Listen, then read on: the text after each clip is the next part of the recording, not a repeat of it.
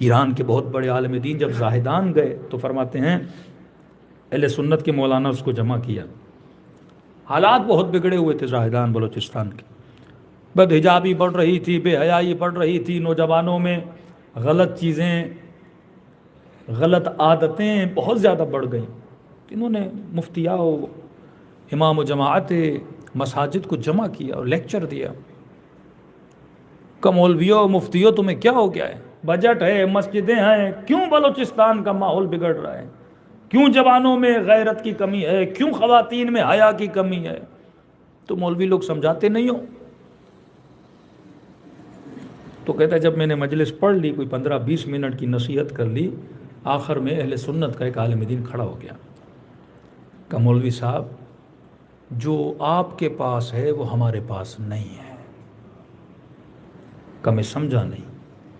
کہ ہم اپنے لوگوں کو صرف نماز جمعہ میں دیکھتے ہیں، نماز عید میں بلاتے ہیں، 5 وقت کی نماز میں بھی کچھ آتے ہیں بڈھے بڈھے سے، جوان تو ویسے بھی نہیں آتے.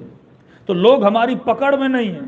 بہت زیادہ مل جائیں جمعے میں، اور وہابیوں کی نماز جمعہ میں تو خواتین بھی نہیں جاتی، کہ عورتیں بھی نہیں آتی ہمارے پاس، مرد آتے ہیں، وہ بھی ایک خاص ریشو ہے، یا بڈھے آتے ہیں، جوان بہت کم آتے ہیں. تو ہمارے پاس اتنے اوکیزنز نہیں ہیں کہ جس پہ لوگ جمع ہوں اور ہم زیادہ تبلیغ کریں.